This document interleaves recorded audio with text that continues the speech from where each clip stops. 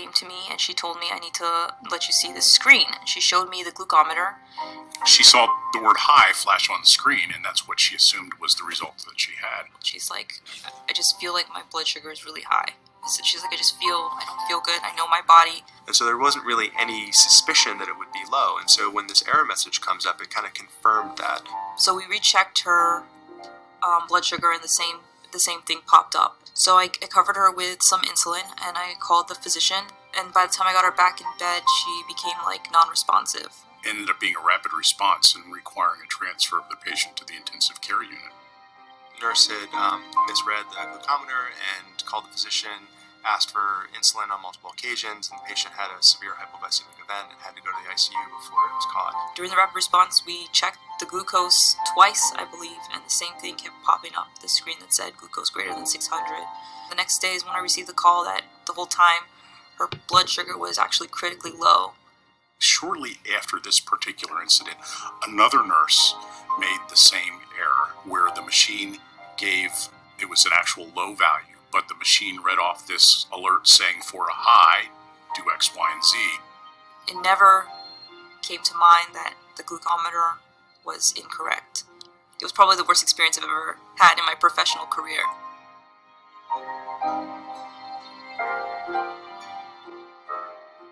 The nurse manager called our human resources department, explained the error. This is what happened. We didn't fully understand the ramifications of this piece of equipment and the message that it displayed. And they said, well, I think you need to suspend her until an investigation is completed. I felt like I was talked to like a 5-year-old. I wasn't talked to like an adult. I mean, I'm a nurse because I come to take care of people. I come to do my job. I'm very passionate about what I do.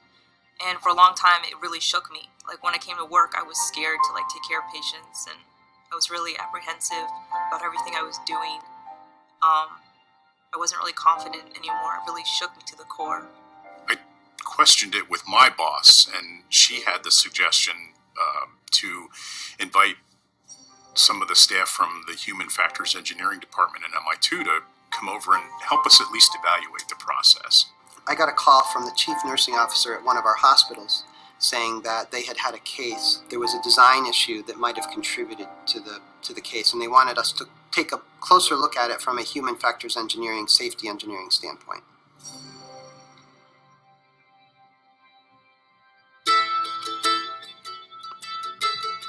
It quickly became apparent that there was more to the story than just that she had made a mistake, and that there was a lot more, that it wasn't just her. It was the actions of lots of people that led to this hazard, and it certainly could happen again. You can't fault any one individual.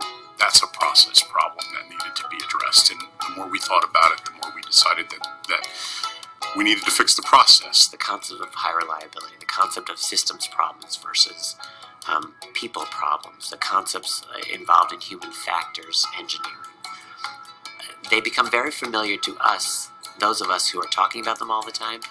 They're not as familiar to the people on the front lines.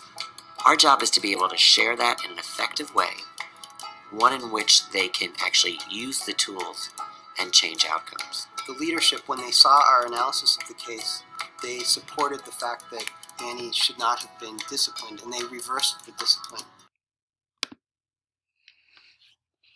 So Just Culture is talking about it's a proactive step versus a reactive or punitive response to concerns or mistakes that are made. And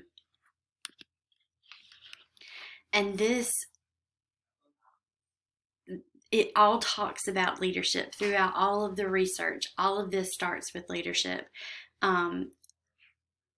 It trickles down from the top, how our leadership sets the mission, sets the value, sets the goals for its organization. That's going to be the culture. That's going to be the atmosphere that follows that. So 3 ways to assess our organizational culture is artifacts, espoused values, and shared basic assumptions.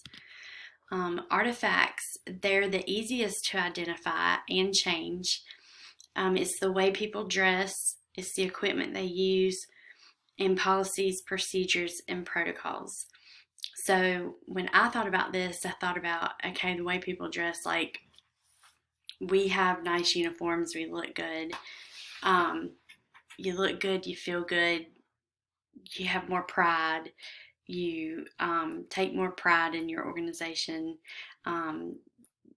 They give you good equipment, that you work harder because you can function better. They give you appropriate clothes. That's the difference in wearing shorts to work, or our boots have to be to a certain standard. We can't just wear whatever we want to wear. It's no longer just throwing your jeans and your t-shirt and go respond to calls. Like, we are professional. We look professional. But that first thing I thought of was, do you want to look like the people on the right or the one on the left? Gosh, that's so embarrassing, because I don't,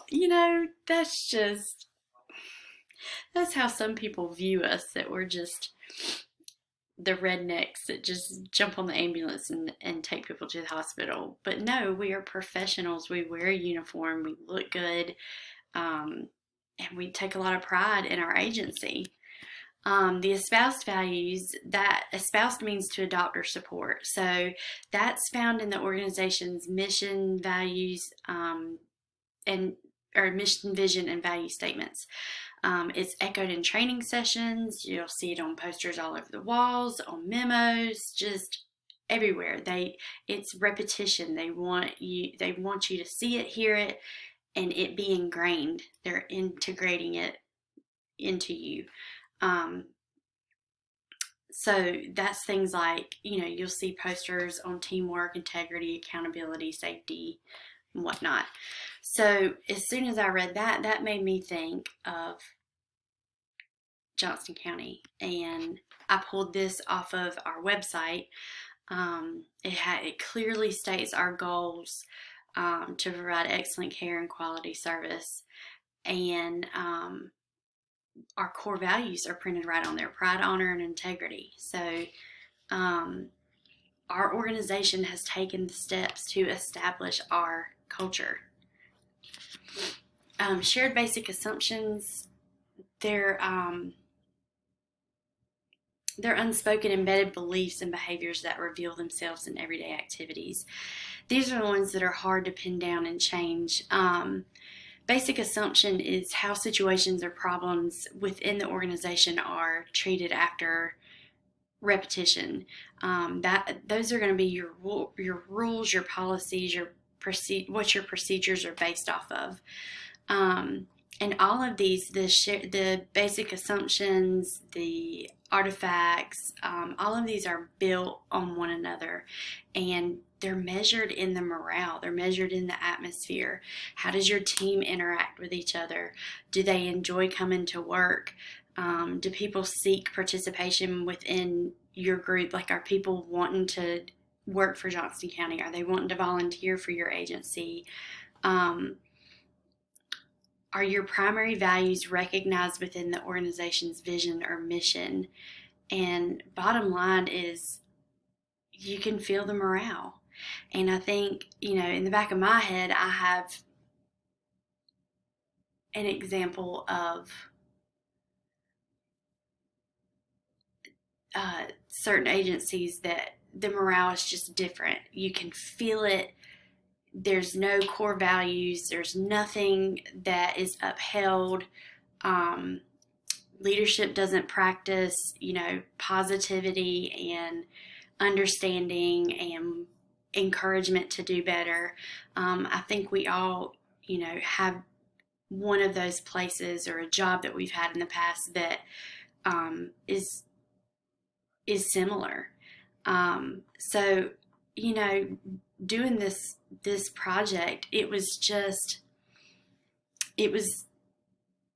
I could see the difference in different agencies in Johnston County, and just different jobs that I've had, and I could see the ones that know about this culture, that their leadership has been trained in stuff like this, and that this is one of their goals.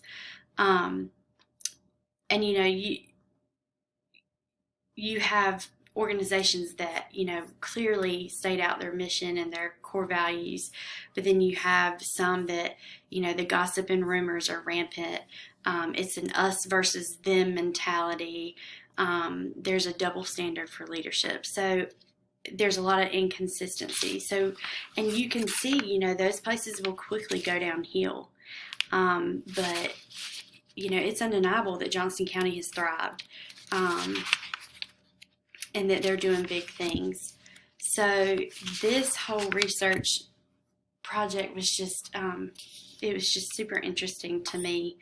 I'm glad I got to do it. Sorry it was a little long. There was a lot of interesting facts in it, but I encourage you, you know, if you're in any kind of leadership position or teaching position, to establish what your culture would want to be. What are your core beliefs and values, and how do you uphold those? How does that help keep you safe? How does that help keep your patients safe? And then what kind of rules and policies does your organization have in place? And think about why they have those. It's not just to keep you from doing things. It's there's a reason, there's a process behind it. That they have implemented these things because they want their organization to do better. They want them to thrive. They want people to be safe. They want to save money. They want to make money. Safety culture is definitely an interesting thing. And I sense that we have a pretty positive culture in Johnston County. So thanks for listening.